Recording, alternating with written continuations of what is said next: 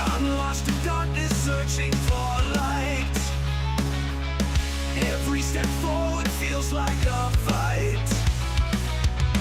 Shadows of doubt creep in my mind, but I refuse to surrender. I must find a way to rise above the pain, to overcome, to break the chains. My existence is a test of will. I won't be broken, I'll stand still. The weight of the world crushes me down. Fear and uncertainty all around. But I deep find inner strength to face the trials length by length. A way to rise above the pain, to overcome, to break the chains. My existence is a test of will. I won't be broken, I'll stand still. Through every storm, I'll find my way. Through every night, a brighter day. I'll rise from ashes, like a phoenix born. My spirit unbroken, my heart reborn.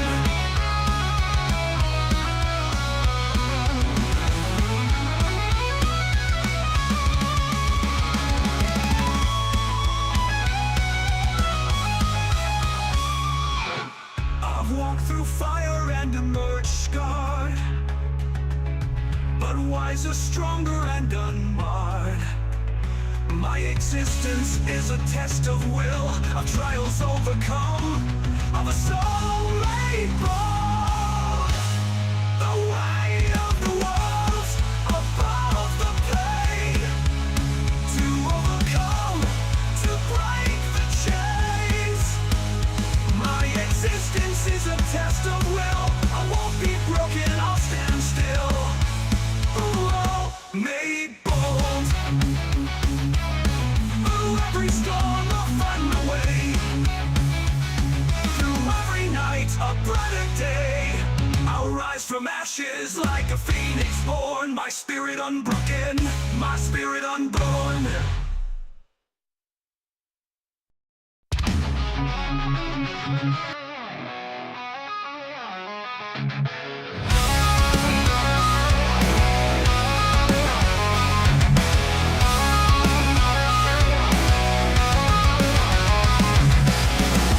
Day, nothing changes. All I want is a moment to think clearly, but thoughts come unrelenting, consuming every waking moment. My mind binds me and I can't escape. I shout for help, but no one hears me. One day I feel I'll just disappear. Lost in this chaos, I'm searching for peace. Hey, greetings and salutations, everyone, and welcome to the Dirt Sheet Radio NXT Post-Show Rewind. It is August the 26th, 2025. I'm Tyler, the Pro Wrestling Hipster, here with Molly Holly, and look who's back tonight, guys! In auditory form, of course, but CJ Carter, so fucking excited to be back here. Tyler, it has been entirely too long, and we essentially have a double episode of the Rewind tonight. We do. We're going to cover, what aired tonight on NXT on the CW or on Netflix, depending on where you're at in the world. And we will also be hitting all the major points from Heatwave from this past Sunday. So a lot to cover and a lot to break down. Molly, don't yawn. You can't get tired yet. There's too much to talk about. But before we can get into everything that is to come, I give the shout out to the us on the web. That is dirtsheetradio.com for all of your pop culture, professional wrestling, entertainment needs. Check it out, make it your homepage, look at it multiple times a day, just like we do. Not because we're legally obligated, but because we love to do it. Yeah, a lot a lot to cover here tonight. And see, I do want to say again, it is nice to be back on the show with you. It's been a busy summer all around, sir. So it's good to be back. And now that the autumn approaches, kids are back in school on my end. You're back on your normal side of the coast, and things should be balanced out and back to normal. We certainly hope so. Yeah. Barring anything crazy, but yeah. So going into tonight's program, we were back in the Performance Center, and we had four things on the docket here tonight. We had Kelani Jordan and Blake Monroe running it back from a couple weeks ago. Myles Borne, and that is Lexis King there. He's getting the Blue Dot Christian treatment there from our logo. But they were to have a blindfold match tonight. The main event was a 6-woman tag between Fatal Influence, Zaria, Ruca, and Lola Vice. And then the culling, being Izzi Dame and Tatum Paxley, were to take on Wren Sinclair and a mystery tag partner that was to be revealed later this evening. But yeah, the show this evening opened up as most episodes do with a recap of what happened previously, and they recapped what happened on Heatwave, which we won't really talk about yet because we are going to talk about that a little bit later. If you didn't see it, I mean, you're going to hear some spoilers going through the show anyway. But they after that, we had Ricky Saints hit the entrance ramp and make his way down to the ring. And this was, of course, off of the back of staring down with one NXT champion, Oba Femi. So yeah, Ricky opened up the show here. CJ Ben, what do you think of his promo here and kind of his major talking points and what he hit on and, gunning for Oba Femi? Well, and I mean, as far as Ricky Saints in general goes, I think he's done really well navigating the NXT waters. So for him to position himself as a credible challenger to Oba Femi just feels very natural. Mhm. He has a very talented skill set on the mic, in the ring, and I think, unfortunately, that really shows how little in comparison Josh Briggs has to work with.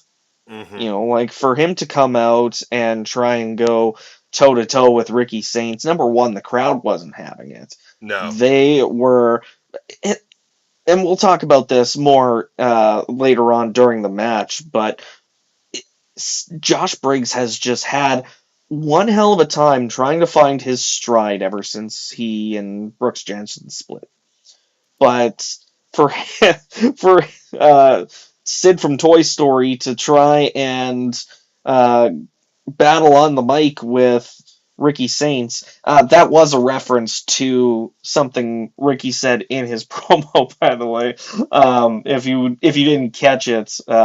Which now, I think it was more so the hair and the forehead than anything. But I didn't really see it. Oh, there's definitely a resemblance, Sid all grown up, Yeah, I saw Toy Story 3. But yeah, what do you think about Josh Briggs? Like, obviously, this sets up the number one contendership match later on in the night, but what do you think is the thing that is really hampering Josh Briggs the most? I'm not really sure what's holding him back, to be completely honest, because Josh Briggs, not to kind of sound like JBL here, who actually did endorse Josh Briggs at one point, but Josh Briggs has everything you need to be a WWE superstar. Like, he really does, though. He has every individual piece. He's not the best on the mic, but like, he's passable in the right circumstance. But he's got those pieces there. He's got the foundations of everything he needs, but nothing's really clicked too well for him. And I'm not sure why, because going way back to not long after we started doing the rewinds, when they split up, the grouping of him, Fallon Henley, and Brooks Jensen. Thank you, Brooks Jensen. Uh, we our in our minds, I think everyone's estimation was that Briggs had the best trajectory to go out of that and become a superstar. To Mm-hmm. really break out. And I think that obviously now in hindsight, Fallon Henley was the one that's really made the most progression in character and in ring development and everything. Also, she's the only one that's won a title. Also true. Good grief, yeah. Oh my gosh, yeah. And so and that goes to show that they obviously have had more faith in her than him or Jensen. I CJ, I mean, Well, maybe Jensen at least found his stride with the culling, with the calling, yeah. And and is he hurt that right now? whole crazy thing before that, Yeah, where after he got released, quote unquote. yeah. That was some solid character from him, and the stuff with the calling has been good. Is he hurt right now? I was just thinking earlier tonight, like, I don't know where he's been since he got written out of the culling. Yeah, when he got hit by Izzi Dame in the chair there. It's been Jesus, awesome. he's only 24. And the son of Bull Buchanan. We just always got to work that in when we're talking about but back to Josh Briggs. I have to wonder if we are maybe nearing the end of the Josh Briggs experiment in NXT. You think he's gonna find himself on the chopping block sooner or later? I think it might be sooner. I mean, they have tried a lot of different avenues with him, and they've tried some of the same avenues more than once. And he just still can't find that footing. I was positing the question a few weeks ago as to whether or not the massive heat he was getting was actually due to him being over as a heel, or if it was a mixture of go away heat and just the fact that people really love Yoshiki Inamura. Um, I think Well, it's more that people love Inamura than anything else, because he wasn't getting that level of heat tonight when he was out there across from Ricky. And true. he's just not finding that lane, and I just wonder how much longer they're willing to try with him. I mean, he was the last Evolve champion, the original iteration of Evolve. So I mean, he's got something there, but I don't know. I think the bar was set too high originally. I don't think Josh Briggs necessarily sucks.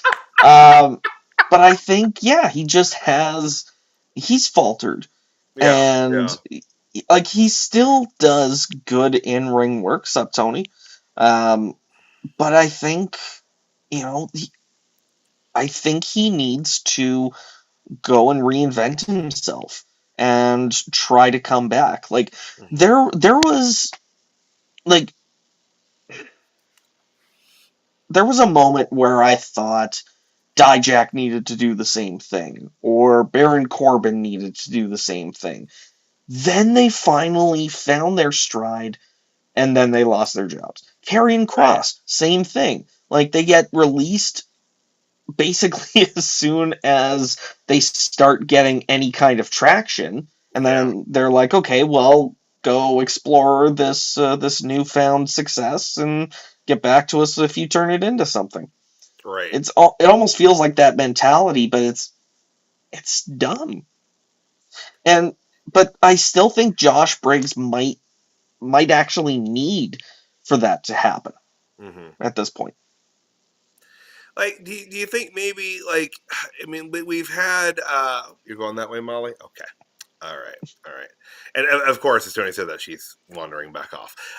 Do you think that much like they've had Inamura at NXT from Noah? Do you think maybe that's what we need to do with Briggs? Like, send him over to Japan for like 6 months?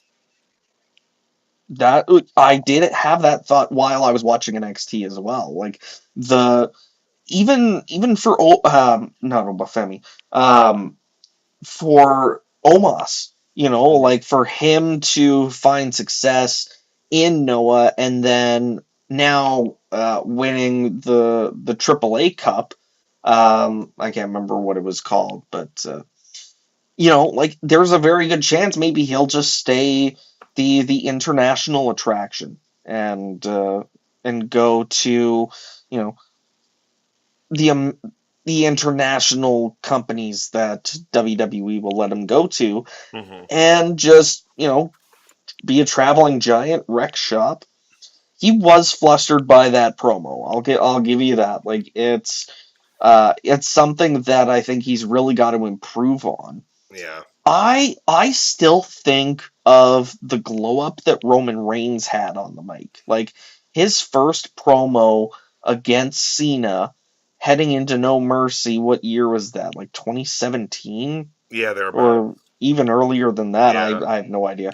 But like he got eaten alive in that segment. Mm-hmm. But look at him now. Like his confidence on the mic is through the roof. His Yeah. delivery has improved tremendously. So I think that there is a possibility that if Briggs can get more comfortable on the mic, that will start to endear him to the fans a little more. Yeah. He's just gotta figure out some way to get there. That's Hire that acting coach, Sean. well, get whatever acting coach and general coach they've had working with Ava. Like, I would have liked for Ava to have improved more by now, though. Like she has improved, but this was the same level of improvement that I think we were talking about, like either at the start of the year or end of last year. Like right. for me, she's kind of plateaued. Well, I mean, I think her job's secure nonetheless. Yeah, something tells me she's not going anywhere. You know, Japan might not. It's where we send. It's where we send everybody when we need them to shape up a little. Yeah, yeah.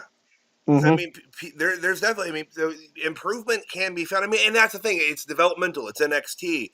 But again, though, how many times do you try? How many? True. Um, How many but tries do you think he's got left? I don't know. I don't know. I mean, you got to think that there are certainly people, and I'm talking people on the main roster at this point, and there, might be people that would argue with me about it, but like, I think that they had an awful lot of start stops and different tries with Liv Morgan before Liv actually got to the character she's in and found her lane. I mean, a lot. They did a lot of different things with Liv over the course of 5 years. True. So I mean, they sometimes, I mean, so it's sometimes they get there eventually and they get there in big ways, but I don't know.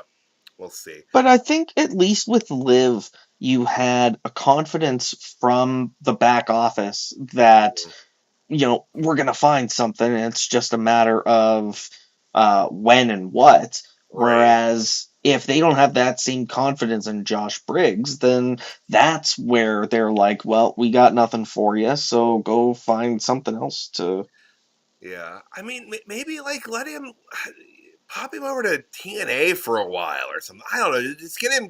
You're right. He needs to be off of NXT proper for a minute though. Like they need to do something with him. Which, I mean, we'll talk about his match later because as you said, Ava said that this would be a match later tonight to determine the number one contender. But yeah, again, Ava, whose job is very secure, not going anywhere because she's good at it. Yeah, she's good at being an on-screen general manager.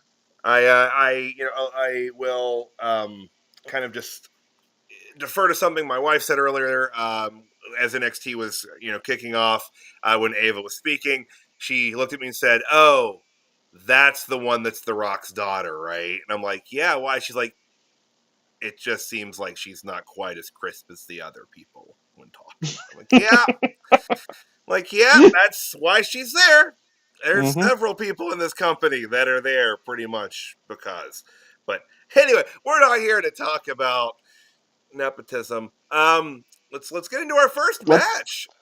Before we carry on, though, I did look, and Brooks Jensen has had matches on Evolve. Oh, okay. Most recent appearance was beating Tate Wilder in 456. He also had a tag team match where he walked out on Jordan Oasis. Oh, man, so Brooks Jensen is still being a dickhole even in Evolve. And then his most recent matches have basically just been house shows, as recently as the 23rd. Oh, wow, okay. Oh, dang. Okay, that was all right. So he's still there. He's still getting Mm-hmm. reps in, so And not injured. okay, well that's good. He's just not on TV. There's Yeah. actually, there's been a few people where like over the last month or two, I've been like, man, where's so and so? And it turns out they've been in Evolve. I need to keep up on Evolve better than I do, apparently. So I that's don't one less even thing. know. I don't even know if Tubi is a thing in Canada. I It's haven't even looked. internationally. It's on YouTube too. So Oh, okay. yeah. I think Rich Holland is in Evolve right now. Yes, So I have seen him in some of the promos for yeah. the show. So if y'all were curious where Rich Holland was, that's what happened after he broke up the old iteration of Chase U. He's on Evolve. Which, I mean, what really was the point of that? Like, was it just to have a reason to release Duke Hudson and Riley Osborne? That's kind of what it's feeling like at this point. Ava is okay. Yeah, she is She is okay. she's the epitome of status quo. Absolutely. Um, yeah, Like yeah. those Ton of neutral Brooks aliens Jensen. from Futurama. Yes, yeah, exactly. Yeah. That's Well, we can. Who who is hiring anyone based on their dad being Bull Buchanan? I mean, that to be fair, that's well, yes, it's true. He is the child of an established performer or wrestler. I mean, that's almost like pointing out Uriah Connor as being a fourth generation superstar. Like I don't know. Maybe he did get hired based off of being Finley's kid. I don't know. It's possible, really. No, fair enough. Guantanamo. What? I haven't heard AEW called that in a minute. Thank you, Tony. I forgot that was even a thing. That Oh god. was a thing at one point? I'd heard it thrown around on the Twitter sphere and Facebookian regions, but it's been a minute. I forgot about it though. But That is something else. yeah, got to give the IWC credit, right? But tonight's opening match. Hot off the heels of her victory over Jordan Grace. We had Blake Monroe taking on Kelani Jordan. This was running back from a couple weeks ago when the match was interrupted by Jordan Grace as she chased Blake Monroe into a waiting SUV that was by the back door. Very convenient, very Hebner, right? That's. But yeah, solid match, not super long. We were only a few minutes into the match here tonight when Jordan Grace showed up once again, and she chased Blake Monroe around. Blake attempted to exit through the same door. I can only assume that she again had a waiting SUV there. But Jordan Grace, you know, cartoonishly one step ahead, had chained the door shut, and she could no longer exit that way. She made her way back to the ring. I guess being chased was one hell of a distraction because then Kelani very quickly got the win in 4 minutes, 15 seconds.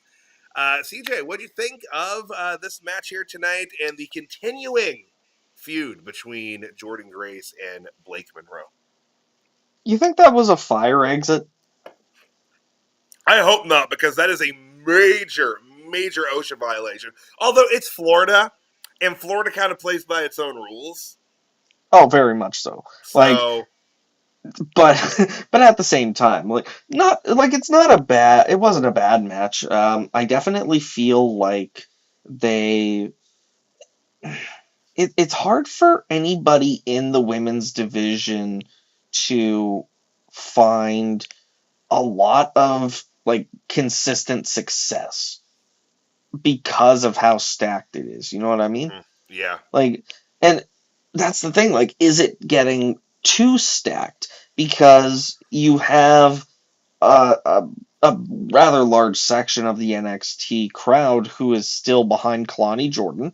You have a large chunk, an overwhelming chunk of people who are pushing for Jordan Grace, and then you have a section who are interested in Blake Monroe. Mm-hmm. So, and that's just three of the women. And then that's not even talking about the title picture. That's not talking about the other high level feuds that they have going on right now. Yeah. So, is there too many women in the women's division for any of them to succeed? Well, it is a little bit crowded. This is again, it comes up so often, but I think this again falls into an argument as to why there should be a set of tag team titles for the women in NXT that are separate from the main roster, because you've got enough women that you could have a running tag division along with this too, and that would kind of take up some time for some other folks down there. I was wondering, and this is just, I'm spitballing here. I was curious if maybe Jordan Grace might get popped up to the main roster sooner rather than later, with Naomi, being pregnant and going to be out for at least the next year. I'm wondering if they're going to slide some things around there. That's going to, kind of shake up the main roster. Because Jordan Grace, I mean, she could be main roster right now. And after, she lost to Blake, I kind of thought maybe that's the way they're leaning there. But I don't know. But it is very crowded at NXT. And I can see where you'd think she was main roster bound for sure. Would it, on if I'd have thought of it and been on the booking team, sure, would have been amazing. And I agree, the division is stacked, but is there like you could probably name 5 women off the top of your head that you would put the title on tomorrow, Mm-hmm. but there's only one title. Right. And yes, you have the North American Championship, and now you have the Speed Championship. Ironically enough, held by the same woman, so there's one less opportunity. Right. But yeah, I think if they did bring the tag titles back, that would create more opportunities. The Speed Championship will be its own opportunity once Solar drops it. And AEW, I don't know how deep the women's roster is there compared to the WWE rosters. But I know Tony's got them made. Oh wow, okay, yeah. Yeah. What was the purpose of Blake winning on Sunday then losing to Kelani on Tuesday? Well, the whole point was just for Jordan to get a chance at retribution. So yeah, Blake got the win where it mattered, and then Jordan got revenge to set up the next match in the feud. Oh goodness gracious, Tony never changed. But yeah, it's just continuing the feud between them. But I mean, I don't know. There's just a lot. Gosh, the bulk of, the announced matches tonight for sure were women's matches. And that's almost every week. Like, it really is about a 2/3 kind of ratio in terms of like women's to men's matches at NXT. I haven't watched Unreal, but I am aware that I think Greg Helms was the one that said this. Something that he said on Unreal was that there's basically like 5 great women wrestlers to every 1 male wrestler in NXT.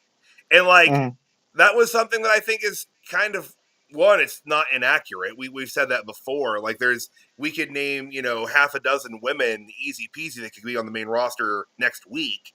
But only like maybe 3 guys, maybe, but I find it interesting that that's something that they put on that show, something that they allowed to be broadcast in that way. And I kind of wonder if it's, they're hoping that maybe some of the guys at developmental will be like, we need to step it up, but Do you they just think showed up. do you think they would benefit from having a well, I mean like another weekly episodic show would just be even more um, over over scheduling of wrestling basically, but like would you think that the women's roster would benefit from having its own dedicated weekly show? Man, I just as much as I like. Here's the thing: it could support it. I just don't know if another weekly show is a good idea. There's just so much. There's such an oversaturation. I mean, Yeah. unless like the idea would be, with WWE kind of scrambling main roster stuff around, maybe they start to think that like, look, we're going to have people that are just going to be dedicated NXT watchers because that's the stuff that's more or less free. Yeah, But sure. Or less ad heavy. yeah, I mean, it's hard to say. We know that uh, the NXT PLEs are going to be on Peacock in the United States through March of 2026. Who knows what happens after then? We'll see. Peacock could keep them. They could go to Netflix. It could move to YouTube. It's really hard to say at this point. I don't think it's going to be ever lumped in with the ESPN deal because I think they would have bought that if they wanted it already. And I don't think they do. I don't. Honestly, I haven't paid attention. Netflix is awesome. Netflix in Canada. Maybe I should look into one of those Vipins I've heard so much about. It's from what I hear, like it's decently like watchable on a VPN. So it's not pronounced Vipin. No. Oh my god, I'm so at least in my experience. Oh no. Oh my goodness. This is GIF GIF all over again. Oh my gosh. You need to get up and walk around a bit, or you good? My headphones are corded. I'm just gonna end up like tripping myself up if I do that. So no. Well, that'd be funny. It would. Oh. All right. Moving back through the show, we had Myles Borne making his way out, and he had a quick promo ahead of his blindfold match with Lexis King. Basically, here he just appealed to the crowd, which the crowd likes Myles a lot. Myles he has definitely endeared himself to the NXT faithful, and he basically told them that he needs them to be his eyes. But what I really don't understand is like they can yell all they want when he was near Lexis, but he can't hear them. But he was saying that he can still feel the energy and the feel from the crowd. And he'd be able to sense, I guess, like Daredevil in a way, since Lexis King. CJ, when they announced that we were getting a blindfold match, was your first question why? No, my first question is why is this the first time we've had it in I don't even know how long? The blindfold match honestly is one of my favorite gimmicks. Like this is one of those I think they did a blindfold match really well. I think it's basically this one and the one that Cena had with I think it was um he had it on Raw I think back in 2005 but yeah I can't remember who his opponent is but I love the match concept. I love when it's executed well, and I feel um like even though we know it's like a see-through bag, it still kind of suspends the disbelief enough for me. So I loved the finish as well. Like the I don't know if it was purposeful. Like, it does feel accidental, the raking of the ref's eyes by Right. accident.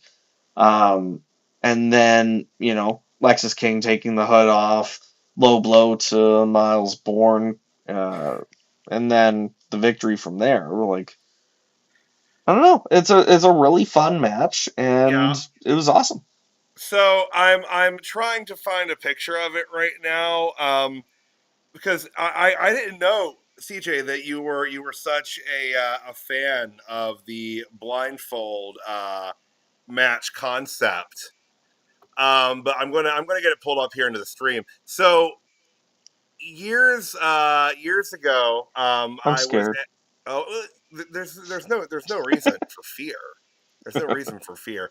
It's in the group chat, but I'm going to pull it up here into the show here. Oh my god, this picture is, I can tell it's from my old digital camera. Oh yeah, Good heavens. But that a so six-person blindfold match. it was a battle royal, CJ. It Oh was a blindfold battle royal. And it was by like pinfall or submission. It wasn't over the top rope, thank God, because yeah. that's how you kill people. Hmm. But yeah, let's see here. I'm getting the picture pulled up so the good folks around the internet sphere can see what we're talking about. But yeah, this was at a World Classic Professional Big Time Wrestling event. That's a mouthful right there. That is Bobby Fulton of the Fantastics. That is his promotion here in Ohio. But yeah, that. Yeah, it was something else, guys. Confusing, awkward, but entertaining nonetheless. I haven't gotten to reference that match really ever, and I'm glad that this gave me the opportunity. But yeah, CJ, you would have loved this. It was a wild time.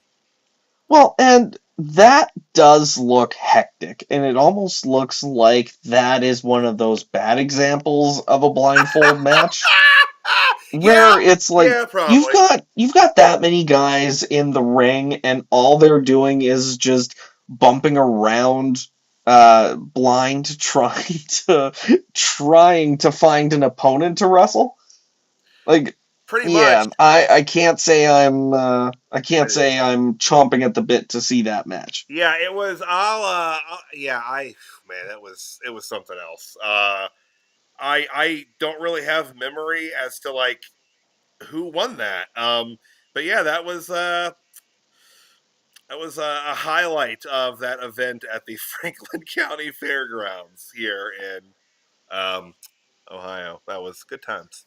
Good times. Now, one other curtain I want to peel back since we're talking about media pictures in the group chat. Um, we can see all media that gets shared in the chat, and just every Tuesday to get the rest of the chat hyped up for stream, Tyler will send the same picture of Booker T yelling into a headset with the quote as shown on screen. Oh yeah, man. So, like, and then we send memes and other screenshots and shit throughout the rest of the week. So just scrolling through the pictures and seeing like every third or fourth one being, oh yeah, man, oh yeah, man. Some Yeah, of them are like bunched together, and then it's just you scroll down a little more. There's two more. Next row, there's one more. it's basically like having Booker T on commentary. It's about every third or fourth sentence is "I am man." I'm just trying to give a constant realism in our group chat. It's an immersive experience. I try. And no, see, I think my favorite was on Sunday when you said, "I know this isn't a Tuesday." So,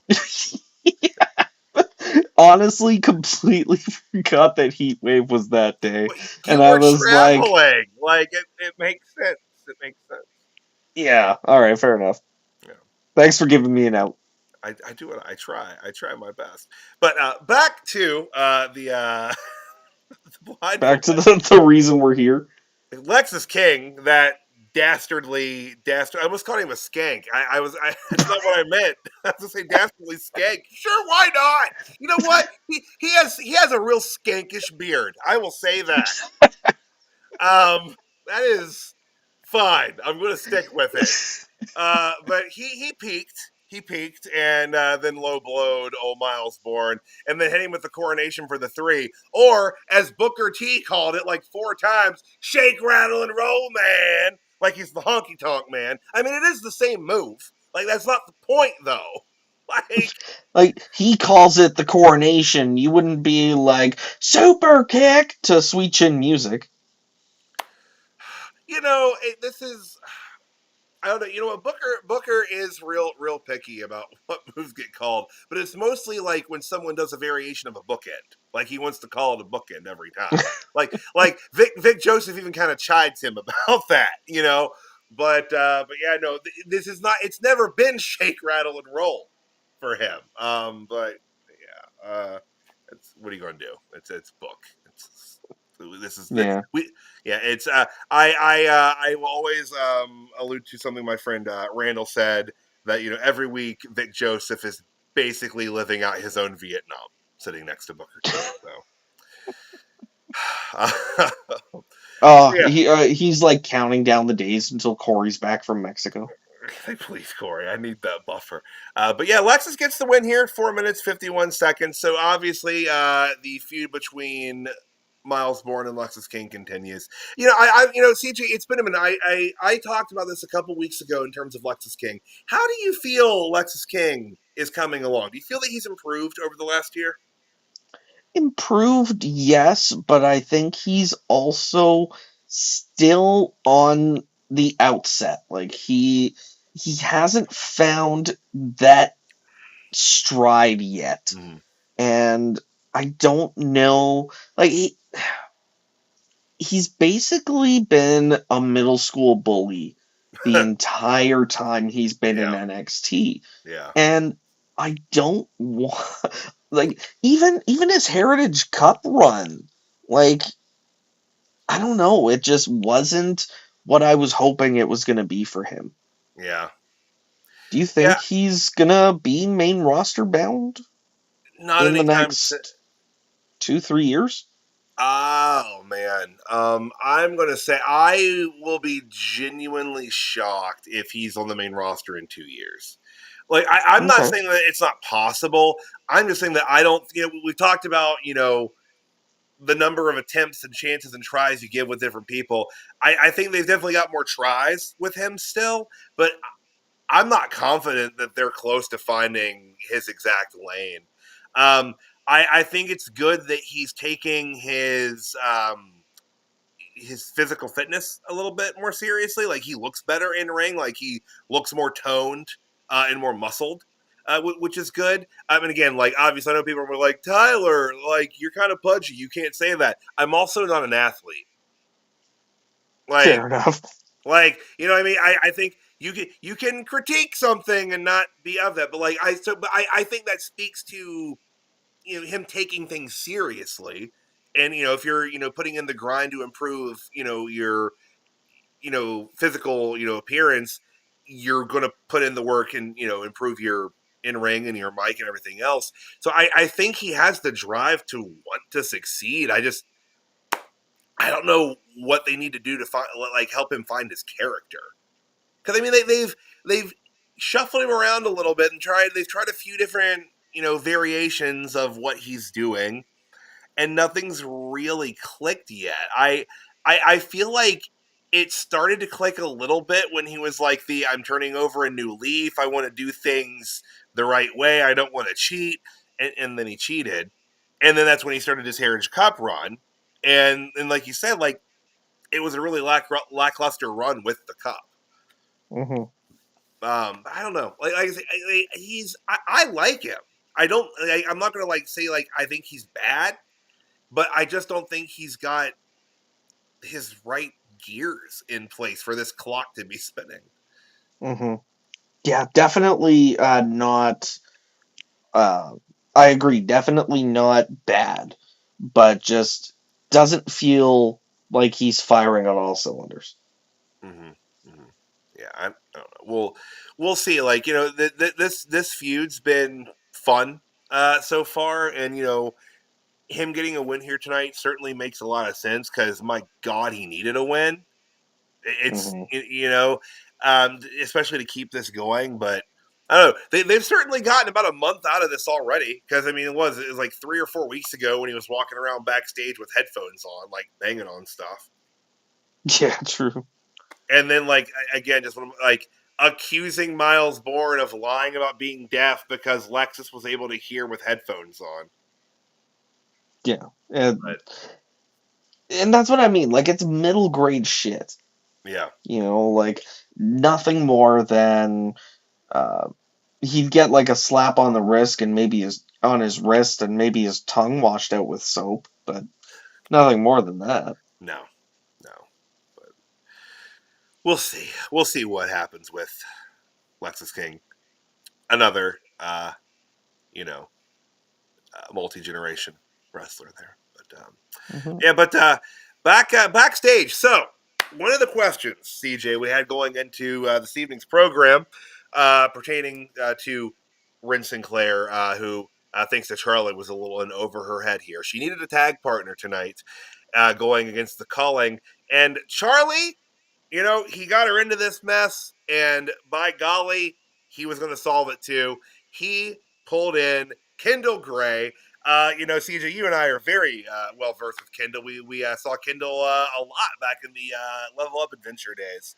But Hmm. Charlie, the last couple weeks, has been impressed with Kendall Gray, kind of giving her some, oh gosh, as my great granny used to say, left-handed compliments. Kind of talking about, like, was it the best armbar? No, but it was good. But yeah, but again, Kendall, as Charlie kind of implying that she's doing this because she wants to impress him. Again, she reiterated that she's there because, she is friends with Wren and wanted to help Wren. But I actually like this. This is kind of a different direction for the what is left of the NQCC to head in. It's like Charlie almost just managing Kendall and Wren. I don't know. It works. I like the interplay between Wren Sinclair and Charlie Dempsey. I think that she's brought out a very comical side to him. I mean, obviously, it makes sense. He's got comical chops. He is William Regal's son, for God's sake. He can do pretty much everything Willie can. But I like it. I like the pairing. I didn't know what exactly they were going to do after Charlie basically lost all the fellas from the NQCC. But CJ, before we get into the match here tonight, how you feel with Charlie and Wren? Them splitting up the NQCC, Kendall Gray being brought in here to maybe fill the void for Charlie. Where are you at on this? Well, I like Kendall Gray. I think she would fit in very well, especially with her, I believe, collegiate wrestling background. Mm-hmm. So yeah, very excited to see this next evolution of the NQCC. Um, it's an interesting thought thinking about like Myles and Tavion both breaking out on their own, Mm-hmm. and Charlie kind of becoming this manager figure. And I wonder if there's um, like I think, when was the last time Charlie was in the ring? It wasn't too long ago. No, it was when he lost to Tavion, I think. Oh no, Joe Huh, Hendry. It was Joe Hendry. He lost to Joe right. Hendry. That's what it was. Um, But yeah, he has kind of been on a bit of a losing kick too. Like, is he still planning on wrestling? Do we know? I would assume so. I mean, my God, he pops up in so many random places and different things, and he's good. I just maybe they're just kind of recalibrating and trying to figure out what to do with him. Hmm. You know, Okay. and I mean, and here's the thing: like the the men aren't quite as crowded as the women. You know, I think that you could definitely find a place for Charlie right now, but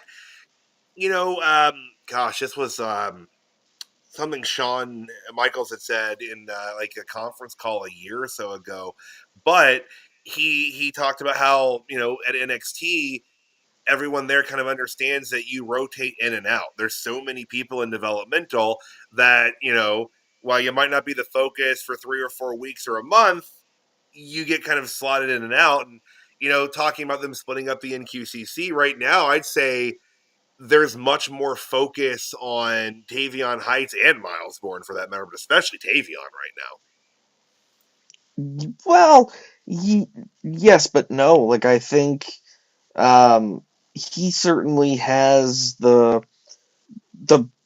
more uh, like bigger spotlight as far as matches go, but I think the WWE universe has kind of gravitated more toward Myles Borne. I agree with that. I would definitely agree that Myles has more crowd support and is definitely uh, higher in the perception of the audience. But I just mean like television time wise, they've dedicated a lot to the Tavion, Tyra, Chelsea, Ethan thing, Which which we will get will into that a little bit more yes, later. But but I'm very much looking forward to talking about that. But next on the docket here, we have Wren Sinclair and Kendall Gray with Charlie there. Very happy to be in his role there tonight, taking on the Calling. In this case, being Tatum Paxley and Izzi Dame. Izzy and Tatum, they've got matching gear now, so I think they've had that for a couple weeks now. But I always like to see that. With teams, but solid match here. Not super long, just about 3.5 minutes. The Culling ends up getting the victory here. It is worth noting that Izzy Dame had a choice here: go for the winning blow and get the victory, or get Tatum out of a nasty armbar from Kendall Gray, and she chose the victory over helping her friend. And they, Vic Joseph pointed that out as well. So obviously that was something they wanted to be part of the story focus on that. But otherwise solid. CJ, what'd you think of the match here and the continuing frenemyship between Tatum Paxley and Izzy Dame? I enjoyed the match. I thought it was really good. There was really no reason for the Culling to lose. Like the way they've uh, been presented the last month or so. Um, they've got a lot of steam. Plus, they were going up against two women who've never teamed together before. True. So I like um, the logic with the story um, kind of ruling the conversation. Mm-hmm. That being said, I feel like we're still, because they like this long term storytelling more than the quick, okay, 3 weeks and we're done kind of thing. Mm-hmm. That used to be the booking strategy. Um, I think we're gonna wind up seeing um, something happen maybe like a month and a half down the road now. Right. Of I and it, whether it's Izzy getting fed up with Tatum getting more attention, or Tatum will start to realize that maybe Izzy's not the friend she thinks she is, Right. and takes it out on her. I feel like they're gonna tie it back in with Brooks Jensen somehow, because they can't just not have him show back up on Right. NXT Yeah. without um, without him trying to get some measure of revenge. Yeah. Yeah. eventually, I would think so. They'd have to do that, but like I said, he's been hanging out on Evolve lately, so just biding his time, just waiting for the opportunity to strike back. Well, he's done the NXT house show circuit too, so Okay, so. there's maybe it is sooner rather than later. Well, good. I like Brooks. I think he was doing good work there before getting chair shotted out by Izzi Dame. Obviously, he can't chair shot Izzi. They wouldn't allow that. No, but chair shotting Sean to make up for it is a pretty solid alternative. It is, and I approve of that. I think he should hit Sean Spears with the chair as many times as his heart pleases, and that's as often and frequently as he wants. It's good. I'm not a big Sean Spears guy, guys. So swing away. All right. From there, we said this is really more of just them running down all of the. My God. So the announcement after announcement after announcement Sunday night, they were like, all right, No Mercy's coming up in September. Halloween Havoc's coming up in October. NXT Homecoming at Full Sail. And this was a Trick Williams talking about all of that, claiming that he was going to be main eventing all of those shows, which I don't think is happening. Probably not. No, I would say assuredly not. Especially considering after tonight we do have what is likely the main event of No Mercy set. But speaking of which, our next match to determine the number one contender for the NXT Championship, Ricky Saints and Josh Briggs. No entrances for either of them, at least here in the States on the CW network. We came back from break as the bell was ringing and the match began.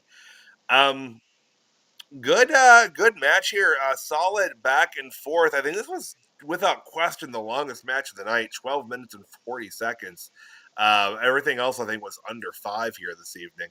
But good effort here. In the end of the day, though, Ricky Saints walking away victorious and the number one contender for the NXT Championship. And he will be facing Obafemi at No Mercy in September. So, that is set. Again, Josh Briggs just continues to kind of get somewhere and then not go past that point. CJ, what do you think of the match between Briggs and Saints here? It was a good match for sure. An obvious finish. Just because, like we talked about, they don't really have anything good for Josh Briggs right now. Although I will say there was the one move that he hit on Ricky. I think it was just a crossbody but he hit it with a lot of intensity, and he came up from it right away. And I thought it was best move he hit all match, which is unfortunate. But it sucks that, again, I feel like he can't reinvent himself credibly in NXT. So, of course, it's going to be Ricky that gets the match against Oba. Plus, we've seen Briggs and Femi at it before. Right. So, I'm looking forward to seeing something new. Yeah. I mean, finish makes sense, and again, we'll see what they try to do with Briggs going forward. But this was an interesting way to go about this segment. So Ricky wins. We leave the scene. We go backstage for a quick backstage segment that started with a discussion about Maybelline, which makes sense as that is the ring sponsor at NXT, which I think is pretty rad, honestly. I think it speaks probably volumes that they believe that they have a relatively high viewership of women, enough to get a Maybelline sponsorship. But we head backstage back there. Jada Parker. This was a really it felt almost out of place the way they did all this, but Jada Parker, upsets Lash Legend. she ends up walking off as Ariana Grace is making eyes at Stacks. It was a lot, CJ. Yeah, I also wasn't a fan of the placement of that promo. I would have been had we not gone back to the ring and Ricky Saints in there afterward, but also we've talked about this kind of promo before where it feels like it's just an opportunity to get people on TV Mm-hmm. and kept in the minds of the viewers even if they've Right. got nothing for them. Like Yep. I completely forgot that Stax was the Heritage Cup champion until I looked it up for the there was something else I was looking up. What was it? I can't remember what it had to do with, but anyways. Oh, Lexis King. That's what I was looking up. But yeah, I think the promo itself was cute. You know, like it Yeah. was the Sol Ruca, Zaria, and Lola getting ready for their match. Right. They made a shirt. They hugged it out. Jada Parker still beefing with Lash Legend. And yeah, apparently wanting to throw up at the sight of Ariana and Stax. Which is fair. It's a fair But then but reaction. then we go back to the ring and Ricky calls out Obafemi. And I was surprised. I was like, why are we back here so quickly? Like right away. Like if they and I know that they've done it before where they've like put a commercial break in there. Right. Um, but never well, not never. Like I'm sure they've done it before and I just can't recall a specific instance, but yeah, I just don't think it was a good production idea to go from match to segment in the back right back out to a promo in the ring. No, I agree. It was really odd and kind of jarring, and the promo in the ring really just felt designed to set up for what I'm assuming is next week's main event. I'd imagine so because they did announce later on in the night. Well, I guess we'll finish. We'll get there when we get there.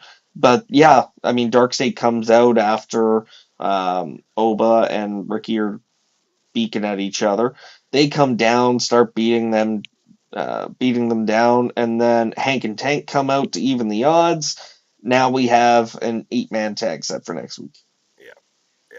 So I mean, it was just like a complete ends to a means, kind of promo. But I mean, I guess it's the week after a PLE. I guess there's going to be a little bit of kind of clunky maintenance stuff from time to time. But goodness gracious.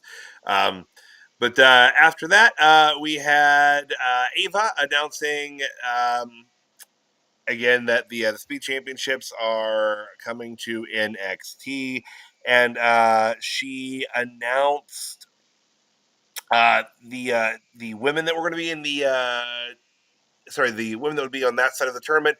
It was Candice LeRae, Laney Reed, Zaya Brookside. so yeah, from TNA. Who was from AAA? I can't remember her name. It's Fabi. I think Uh, someone help me I'm out. just looking it up. Okay, thank you. Because I'm going to feel like I'm going to like just sit here and like end up butchering a name, and I'm going to feel bad. Women's speed tournament. We can continue talking about So whatever from comes next. all right. So next up we had Alba Fire was slated to take on Tyra May Steele. So that feud continues. So still getting the fun teaming of Ethan Page and Chelsea Green. I've been enjoying the hell out of this program. Uh, and yeah, so we went to commercial from there. We came back from commercial, and they announced that in No Mercy we will be getting Jacy Jayne and Lola Vice for the women's championship, and Ricky Sainz and Obafemi for the NXT Championship. Then Tyra May Steele made her entrance.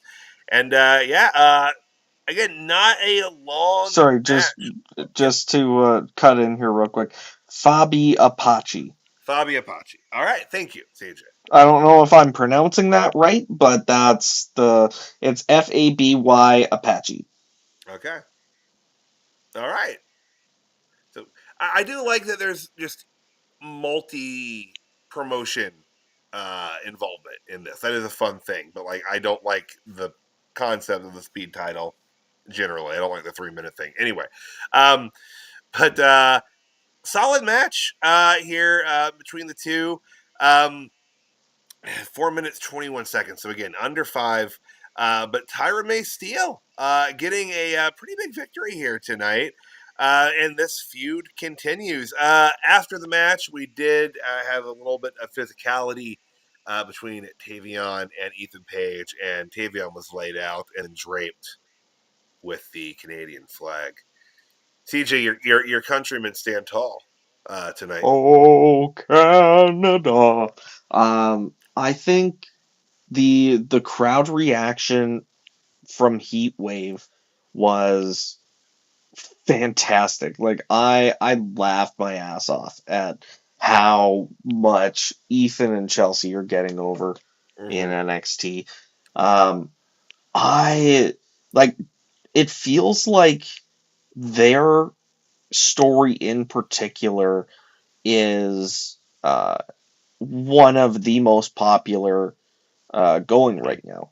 Yeah. And I don't know. I'm excited. Like I feel like it's still going to end with Tavion capturing the North American Championship, but I think as long as they decide to keep Ethan Page and Chelsea Green together, I'm on board.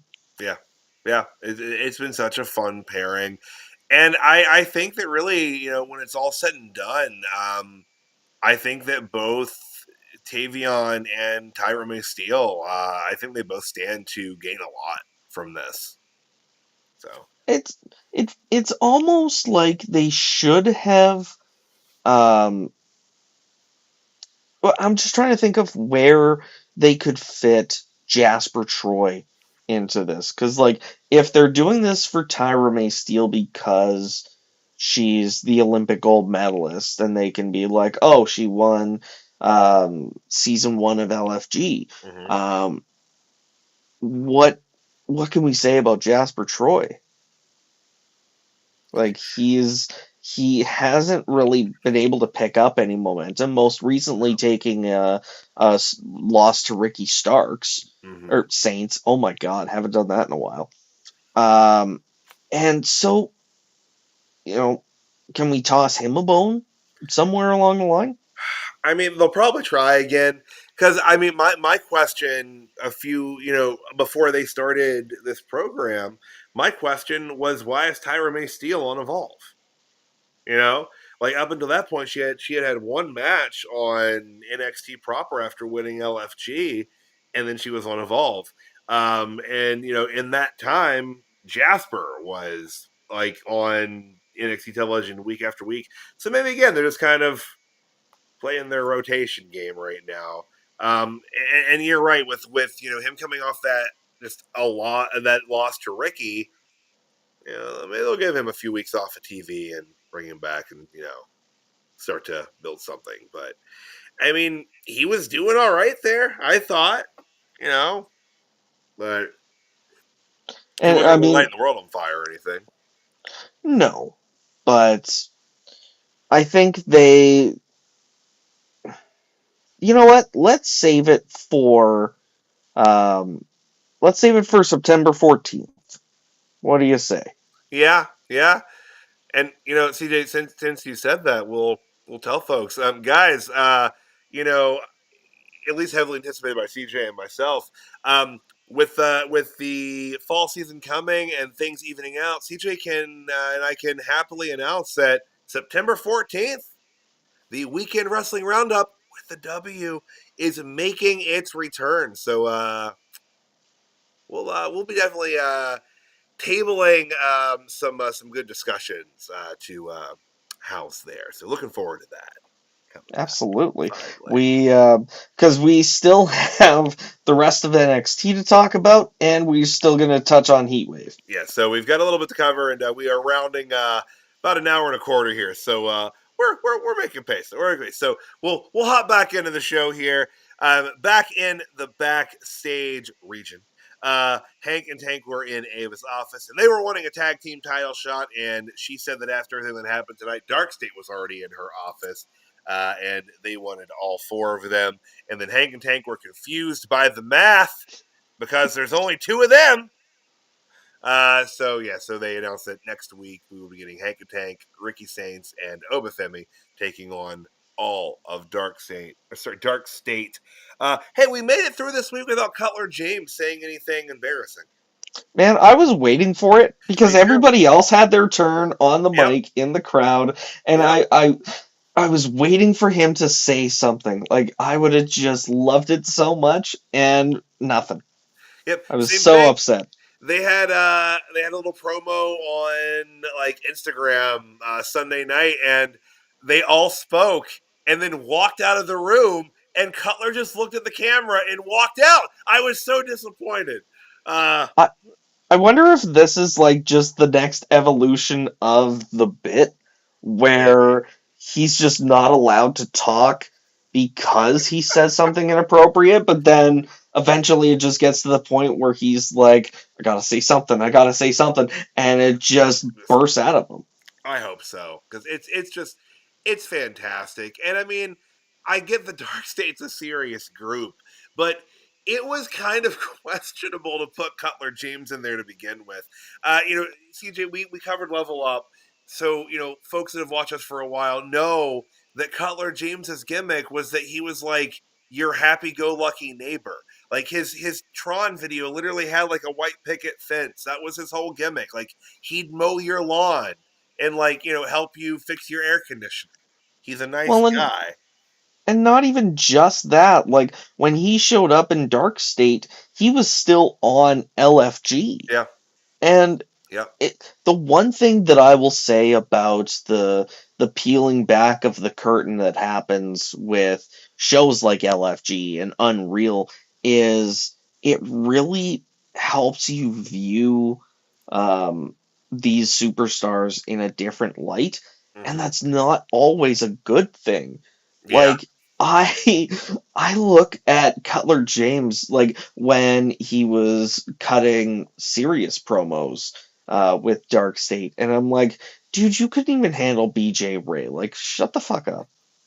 Oh, not sexy BJ Ray. Oh, we haven't Oh had yeah. the name of sexy BJ Ray in quite some time. No, I agree with you though. There is a point where like you might become too accessible to people. Mm-hmm. The curtain's too far. I agree with that completely. It does certainly. I mean, but like you got to think though, the general audience isn't that tapped in. They're not watching everything we're watching and potentially seeing all of those things. But still, it was questionable to put him there. I don't know, but Questionable yeah, to put it lightly. yeah. But he's fun when they let him talk now. But so right ahead of the main event, Sarah Schreiber caught up with Fatal Influence. Jacy Jayne very upset, saying that Ash by Elegance stole that championship from her as she was not involved in the decision pinfall for that. And Jasmine Nick stated that they are down one title, but she is going to be winning that Speed Championship, bringing another belt back to Fatal Influence. And then basically Fallon Henley and Jacy both laid into Jasmine here. So they still play a little bit of the fracture game here. Ahead of the main event, CJ, what'd you think of this promo with Fatal Influence? It was the most recent indication that the story with Fatal Influence is coming to a head.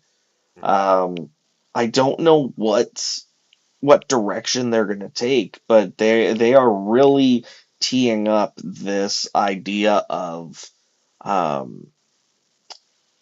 either Jasmine Nyx turning on Fatal Influence or Fatal Influence turning on Jasmine Nyx. Yeah.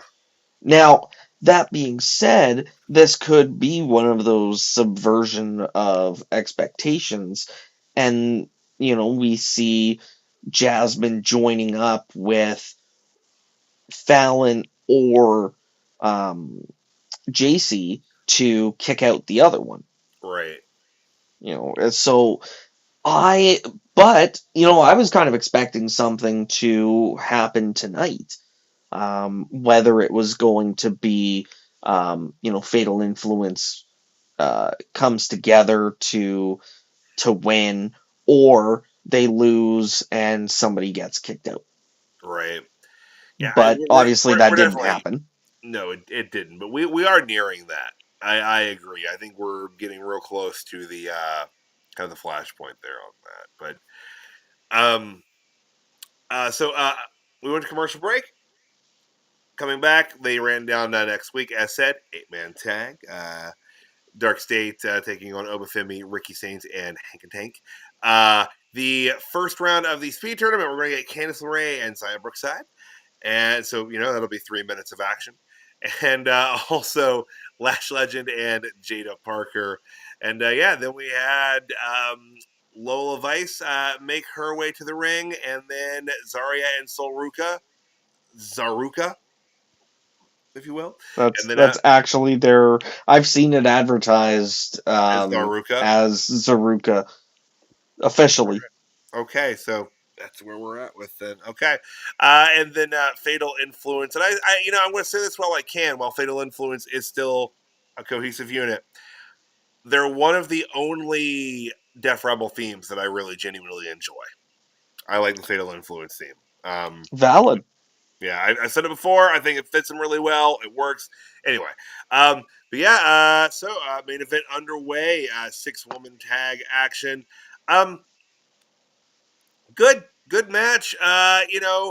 Worth noting that during the match up in the Crow's Nest, Laney Reed was viewing, as she is, looking to win that speed championship from Sol Ruca. 14 minutes, 12 seconds. So the only other match tonight that went over like that 5-minute mark. Faces went over here tonight. Lola Vice getting the pin over Fallon Henley. So Lola continues her winning streak, which makes sense as the number one contender. They want to keep her hot going into that match with Jacy Jayne. CJ, what'd you think of tonight's main event and Lola getting the pin on Fallon? Well, I mean, it's interesting that Fallon had the pin or got pinned tonight, especially considering the promo that we got from them before. But very good match. Again, just another indication that the women's division in NXT is just so damn good. Yeah. Very I figured that Fatal Influence wouldn't be winning this match. Like, they have to build to Lola Vice being a credible threat to Jacy's title run. So yeah, it makes sense that she would get the victory here. Yeah. That's good. So it's solid. I'm not gonna say super predictable show, but it was definitely a little maintenance-y coming out of Heatwave, but good ending. Crowd was definitely happy with that. Lola is definitely popular for sure. And again, like you said, just the women's division is so stacked in NXT. It is just, it's great though. It's a an embarrassment of riches, as they say. It is. It's not. There are certainly worse problems to have. So before we get into our Heatwave discussion, we'll head on our jobbers and megastars of the night here. Sounds good to me. Where is the graphic? It's been there. There we are. And I know I've got that sad trumpet there.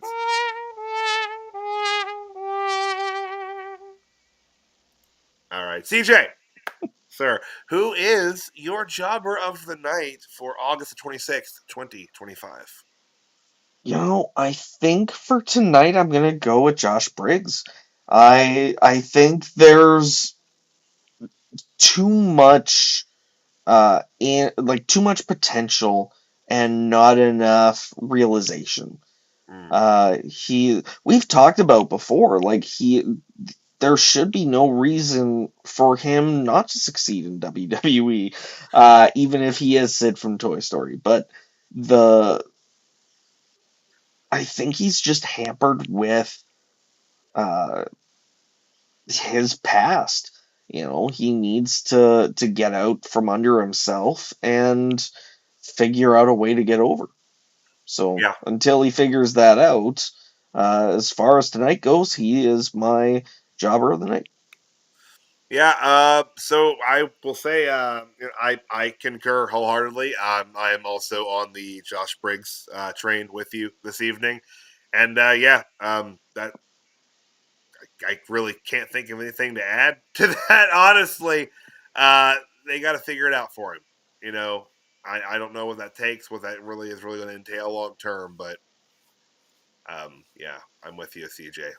Josh Briggs was also um, the selection on that. So that'll hop us into the Megastar, though, which is quick and efficient. I feel that we are certainly effective, if nothing else.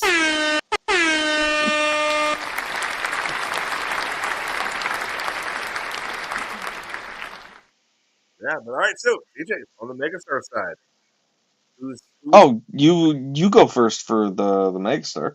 all right? So I I had much more candidates in mind for Megastar than for Jobber. I feel like Josh Briggs has kind of really fell into that pretty hard tonight.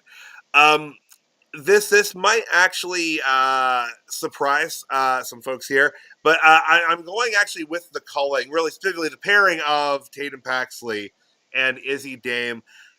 They are doing some really subtle character work with this, and I like it. I like the slow burn, and I'm hopeful that they're going to subvert my expectations here long term, and they're not just going to do to poor Tatum Paxley what has happened to poor Tatum Paxley about 17 times now on NXT television. I don't want her to get burned again here, but I'm really enjoying what they're doing here. I don't think a year and a half ago that I would be touting and the great work and praising Izzi Dame. But here we are. Izzi Well, Dame's because doing a I really mean, good job. she was Kiana James's sidekick last year. Yeah.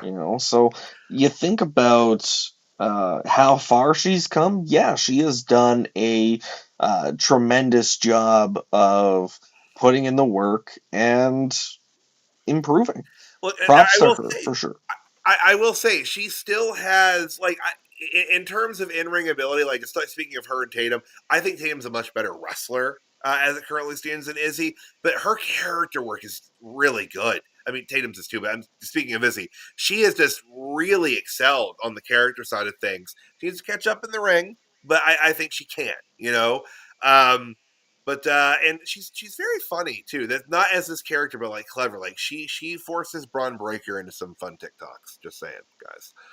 Um, I'll have to take your word for it. yeah, I do yeah. not have TikTok. I'm not on TikTok. I just see them through other means and avenues. But yeah. So Izzy is my Izzy and Tatum, but specifically a little focus on Izzy here as my megastar of the night. Fair enough.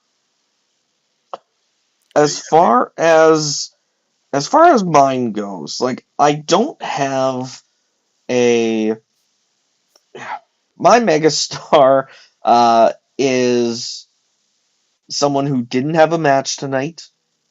Well, two people who didn't have a match tonight, but had, without a doubt, the captivation of the entire audience, the support of the entire WWE fan base, and quite frankly, the standard of excellence that the whole world should follow. My megastars of the night are Chelsea Green and Ethan Page, my fellow countrymen, the greatest okay, well, maybe not greatest North American champion, but you know what? He's got the greatest North American championship title belt of all time. And Chelsea is just fantastic. Like, just, she feels like the most fun person to be around. And this is coming from someone who tried giving her shit publicly for not paying a photographer for the work that they did. This feels like a lifetime ago. And she replied to that comment. And I thought it was funny at the time. She she has definitely proven herself, and Ethan Page has done some tremendous work while being in NXT. So they are megastar material, but they're also Canadians, so they're like extra megastar. There's a small bit of bias there, CJ. That I think. How dare you accuse me of bias? Sorry. My opinions are based in fact. And that fact is that they are the standard of Canadian excellence. Exactly.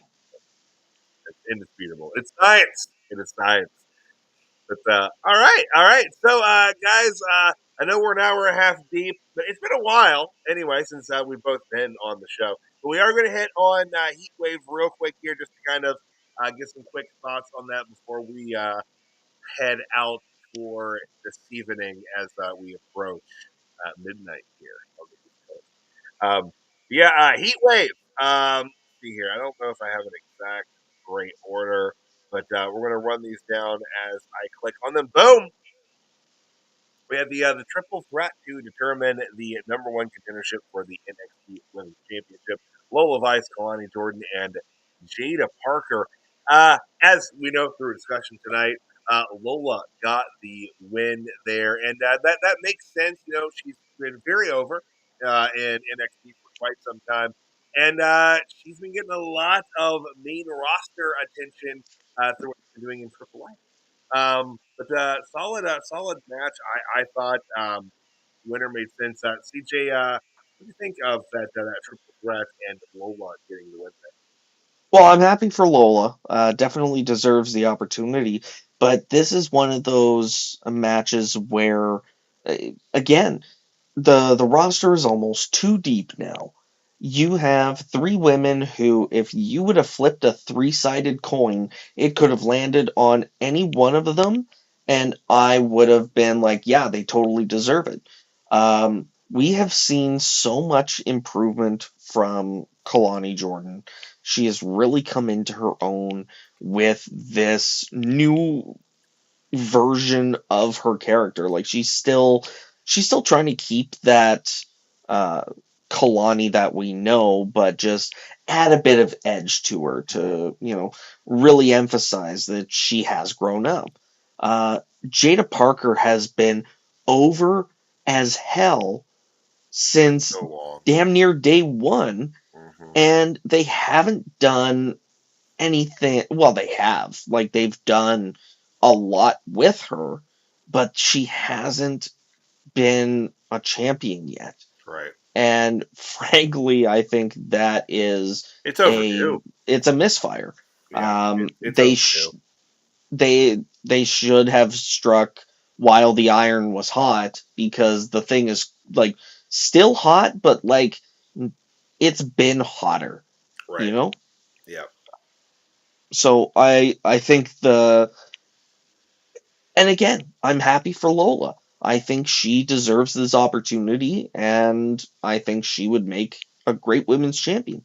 Yeah. But so would any other woman in this match. So, True. The line keeps getting longer, but also the time between when you can move up the line is also getting further Yeah. apart. Yep. Yeah. It is definitely a crowded pool for sure. And that's not even talking about those damn line cutters. Becky Lynch comes down to win the title for like a month and a half. Don't say things like that out loud. We don't need that happening again. Fair enough. So, all right. Next up, we'll touch on Jordynne Grace and Blake Monroe. I was a little surprised that Blake ended up getting the victory here. I liked the way they did it. I thought the match was really well put together. The exposing of a bottom turnbuckle was certainly a different way to go about exposing turnbuckles. Especially like at that angle too. Yeah, and then just the yeeting of the turnbuckle pad. On the first angle, I thought for sure that thing got flung into the audience. It didn't. Me too.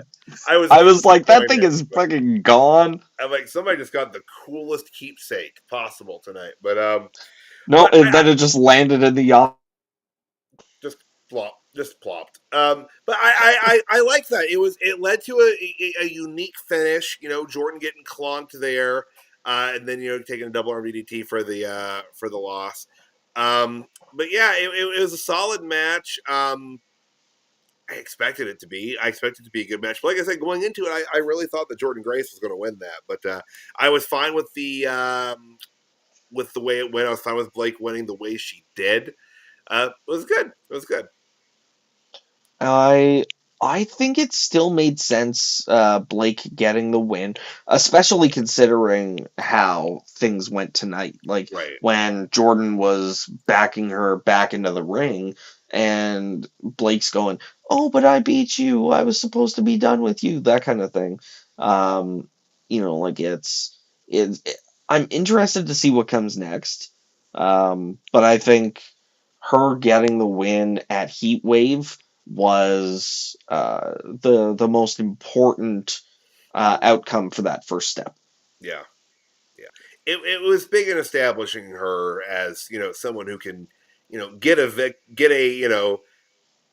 I mean, clean's not the word I want to use here, but non-murky win, we'll say.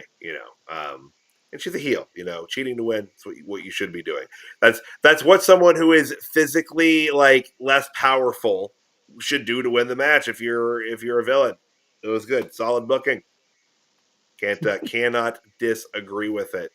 All right, we'll hit on this one next, man. Tag titles: Hank and Tank taking on DarkState. Going into it, of course, we did not know which two members of DarkState they'd be facing. And then DarkState kind of pulled the old switcheroo at the beginning of the match, which I thought was kind of filthy. But again, heels, what you're going to do. Obviously, as we've talked about throughout the night here, DarkState is the tag champions. I'm assuming they will be enacting the Freebird rule as to who defends that going forward. But yeah, so comes to an end the sadly lackluster tag title reign of Hank and Tank. I mean, I feel like they had more memorable moments than memorable matches, but it was how long was their reign? I remember them saying it was like 100 and here it is, 127 days. Yeah. So I had such high hopes for this championship run. They got such a big reaction to beating Fraxium, and that's saying something because Fraxium is, especially at NXT, was such a popular team. And I had really high hopes because by that time they'd kind of moved Hank and Tank a little bit out of the comedy backstage sketches, made them a little more serious, and I thought that was the direction we were going to go, and that's not what we got. No, they basically just went back to doing the comedy stuff, Yep. Which, to be fair, it worked for them. Like, that's really what endeared us to them in the first place. It's true, but they just never had any they didn't really have any feuds of importance or anything, though. They just kind of got screwed with by DarkState on and off that whole time, and until they lost the belts to DarkState. But I mean, like, they had more memorable moments too. Like, they got to share the ring with the Hardys. Yeah. They got to have a and I think like the other part of the problem is they had a better story leading up to winning the titles than they actually did when they won. Like that whole how do we become a better team thing, like that's where you um, I think got more fans on board the Hank and Tank train. Yeah. But they have also proven themselves as popular. So I think they'll get another run with the titles down the line. Yeah, I agree. Like they're not they're not done for or anything, but and again it makes sense putting the belts on DarkState. You kind of had to. They've been relatively dominant, but they have lost, and they needed something to kind of help establish them as credible threats, and that certainly will help with that for sure. Yeah. All right, I'm sure CJ that you've got some thoughts here. I definitely could. I love the fact that Ethan and Chelsea won. Genuinely surprised though. I thought this was going to be one of those, oh yeah, woohoo rally USA, like that kind of stuff. And like I was surprised at the reaction that Paige and Green were getting. More so surprised of the reaction Heights and Steel were getting. Yeah. Like, they're still the faces in the match, even if you like the heels gimmick better. You're so, right. I thought it was a great reaction that they got when they won. Even that super kick from, I think it was Piper, that kind of started the finish of the match. Like I think it's definitely the most entertaining match of the night. Oh, absolutely. Yeah, what'd you think? I dug it. Okay, Celeste, hi. I liked it. Chelsea Green is just so popular.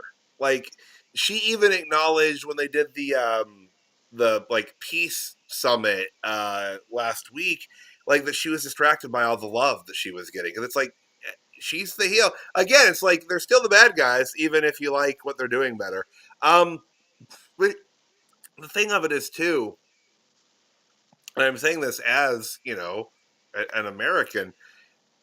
In 2025, that kind of gimmick just doesn't sell very well anymore. And I mean, they're doing it with at least, if you're going to do something like that, at least you're doing it with people that were Olympians, so like it's a little easier of a sell that way. But like, I don't know. I was glad tonight that Tyra was getting a better reaction, especially because like it wasn't really fair on Sunday. True. But yeah, I mean, I think that they went the right direction with it. I think they need to keep this feud going. I'm enjoying it. But yeah, it's one of those things where it's like Chelsea Green maybe shouldn't be slotted as a heel.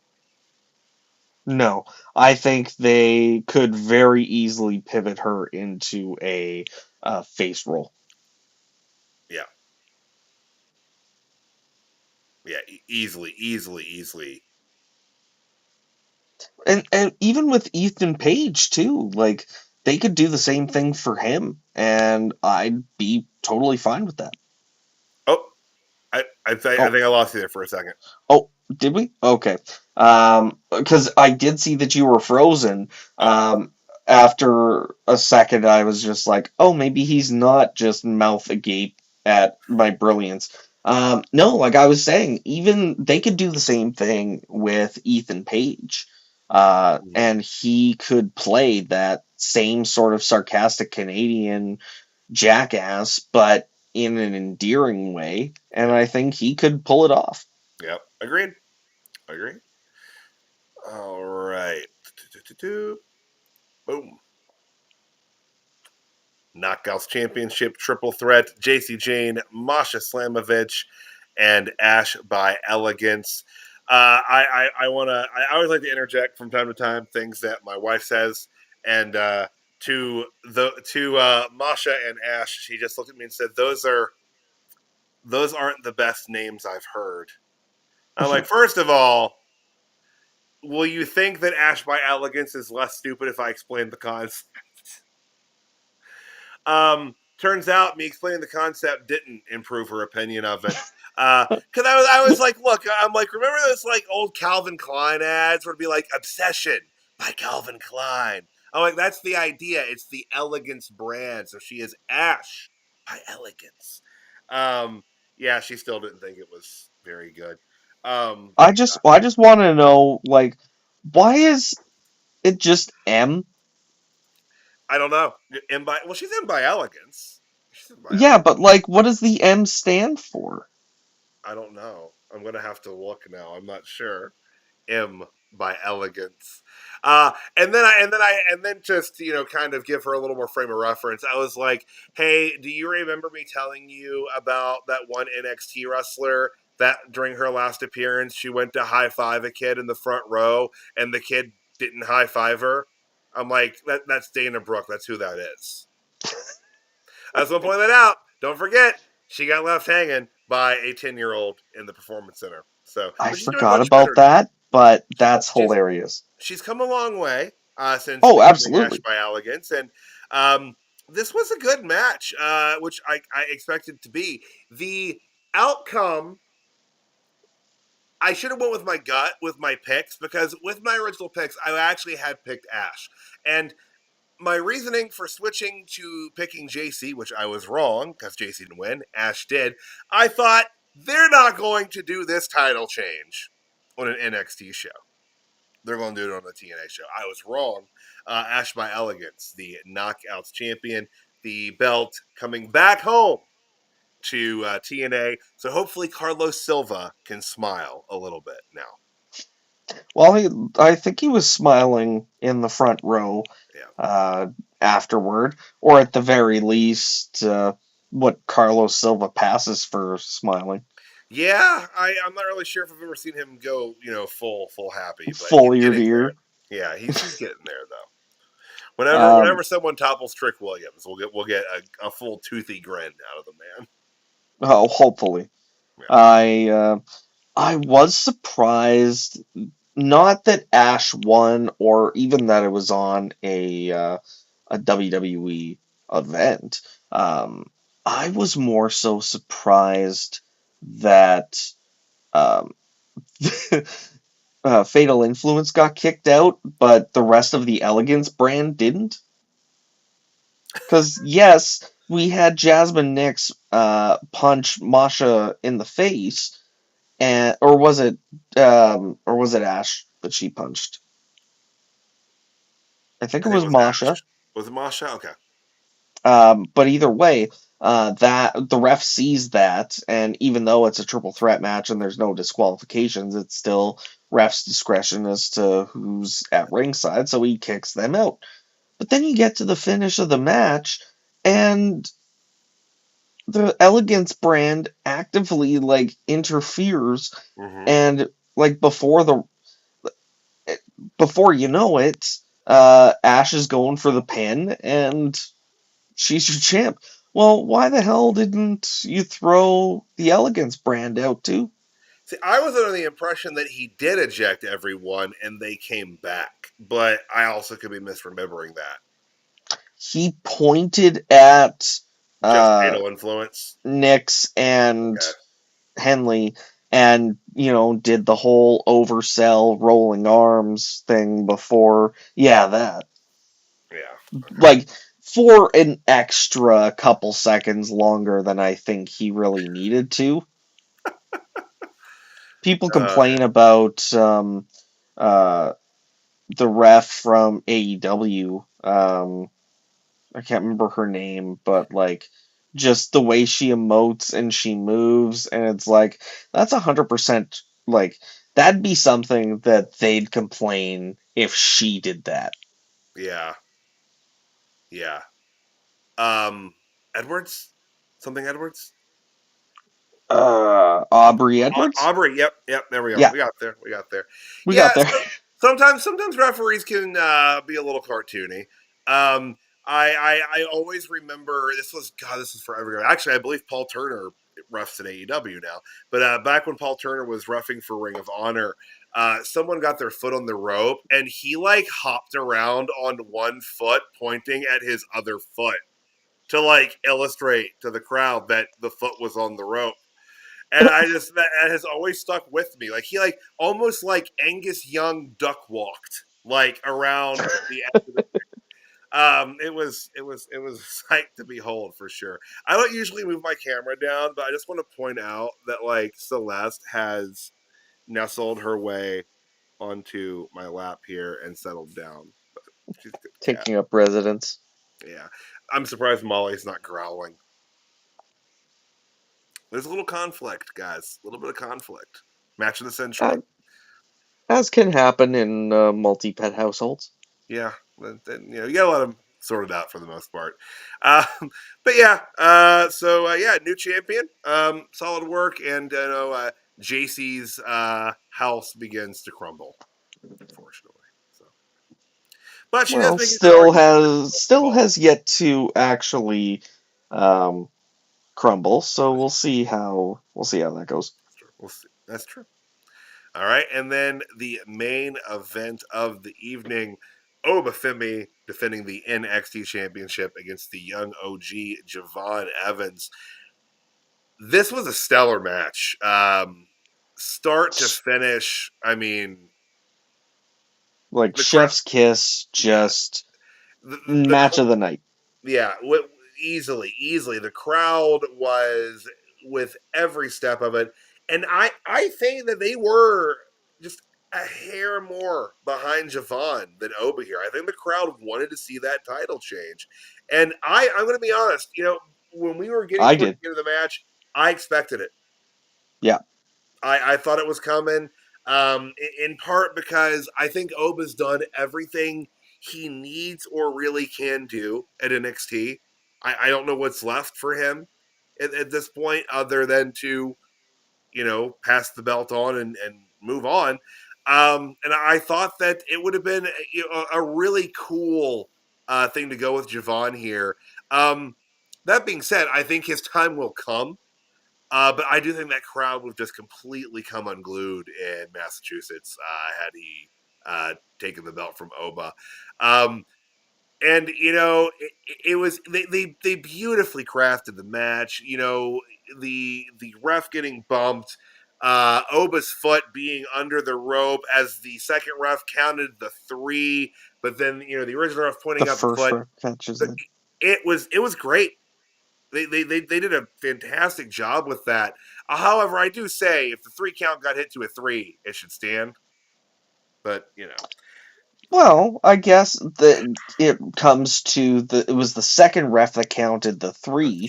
That's Should true. it not be the first ref? That's true. The ref, he was back with it. But yeah, then poor Javon, he just got Black Panther thrown. Oh my god. And right through the table too. Like there was no bounce at all. He just collapsed the thing immediately. Yeah. That was it. Then Oba ends up retaining the belt there, and Ricky Saints came out to stare him down. But that's the thing. I was pulling for Javon. I would have preferred Javon to have won there, but I can't make complaints about a great match.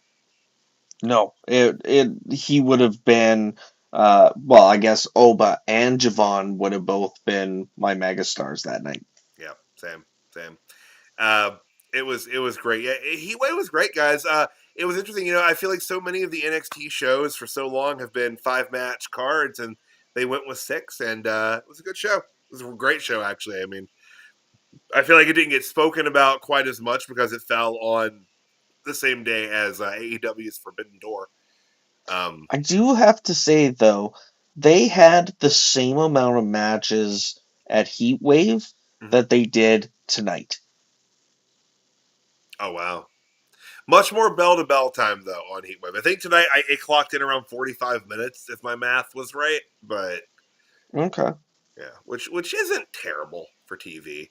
But I do feel like NXT, they push, and they push that line towards an hour of bell-to-bell time pretty regularly, though, on the Tuesday nights. But So, the Lola Vice triple threat was just under 12. I had it at 14-12. Oh, Wikipedia has it at 11:53. Really? I mean, Yeah. I'd say grain of salt sometimes with my times because, like, full disclosure, guys, I'm doing about 7 things at once during a live show. Like I'm collecting pictures and uploading pictures for the shows when we do them. I'm doing live updates for the Pro Wrestling Hipster page. I'm doing the updates for the main DSR page. It's a lot happening, and I'm keeping times with the stopwatch either on my phone or on the old laptop here. It's a lot at once, guys. It's amazing that like my pot-riddled brain is able to keep up with all this. But you do an incredible amount of work. Thank you. For this. I try. I love it though. I never knew that ADHD could take me so far. It'll take you anywhere you need it to, or anywhere you don't need to.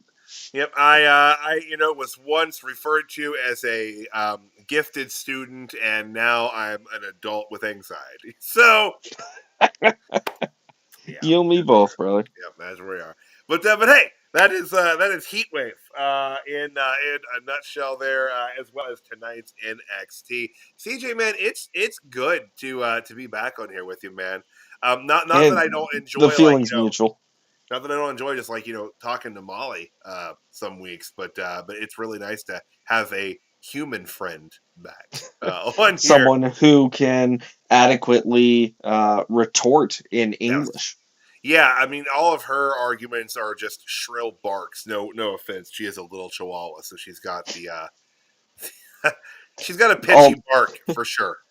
She has a witty repartee amongst the Chihuahua community. She does, and she has her fans too. I would say without question.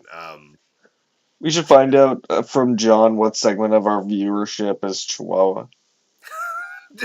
I need to know the Chihuahua demographic here. Exactly. We just feature Molly more heavily, to appease our Chihuahua viewership, because it's 78%. Oh my god, that would I wouldn't be shocked. I really wouldn't. But ladies and gentlemen, boys and girls, children of all ages, really love that timely reference. Yeah. Oh, it's never going away. Never. I'll always bring back the Jet Laws. But Molly, don't yawn. If you enjoyed what you saw here tonight, guys, I've got good news for you. Dirt Sheet Radio is live multiple times a week. We're working on getting Mondays figured out, guys. But as it stands right now, we are live every Tuesday night following NXT. CJ and I are back at it now. Very happy, like I said, to have you back in the studio, brother. But we'll be back again next Tuesday night doing this again. On Wednesday nights, you can check out the Dirt Sheet Radio flagship program, and that also includes the AEW Rewind. It's 2 shows for the price of the same one, which is free. Everything's free, guys. That's what we do. And then on Thursday nights, be sure to check out what is really our sister program, the TNA Impact Rewind. So look forward to that every Thursday. And Fridays are built for SmackDown, guys. Now, on the weekends, you can always check out the 3NT crew breaking it down and talking about the week of wrestling in only the way they can. And as CJ and I said earlier, we are so excited to announce that we are coming back September 14th for CJ and Tyler's Weekend Wrestling Roundup with the W. So yeah, really excited that we are coming back with that in September. My goodness, that is not too long away, man. It's the end of August right now. Where did the summer go? But CJ, where can the folks find you on the interwebs, and when can they see you next? Man, I don't really do the interwebs much anymore. Like, I've still got the Twitter, which I can't remember the last time I even used. My Instagram is locked because it's my personal Instagram. I don't really have socials anymore, so I will still continue to be on Dirt Sheet Radio, though. Next time I'm anticipating being on, unfortunately, I don't think I can make Clash in Paris, but yeah, no, definitely won't be able to make Clash in Paris. But if we're talking Monday Night Raw, guess who doesn't work Mondays anymore? Oh, all right. So CJ might be back on the saddle there. So me and Caesar want to get the gang back together? We'll try to. I'm still jammed on Monday nights, unfortunately. But I'm hoping at some point they can get that sorted out. But yeah, it's been a while. It's like been basically the whole summer that I've been, and I don't know. I don't know that they're really doing anything. But that's a bummer. Yeah. We'll see. Someday, hopefully. But in the meantime, I'll definitely be here on Tuesday nights. And CJ, like we said, the Weekend Wrestling Roundup coming back very, very, very soon. Molly is clearly elated as she's tried to nap directly into my arms. She's like, it is midnight 30, Tyler. But yeah, guys. As far as the socials, I don't really use Twitter for anything other than to get pictures for memes or for these. And so Facebook, the Pro Wrestling Hipster over on Facebook. Give me a follow if you can. After you've given Dirt Sheet Radio a follow on all social media outlets. I am on Instagram too, but it's mostly spooky stuff. So, there's not a lot of wrestling on my Instagram, guys. I'm sorry. But CJ, man, again, I know I said it 15 times already. It was awesome getting to be back live with you tonight, brother. And looking forward to it again next week, man. Damn right, dude. But guys, Dirt Sheet Radio will be back live again tomorrow night. We thank you for tuning in. We'll be back, guys. We'll see you then. Yeet.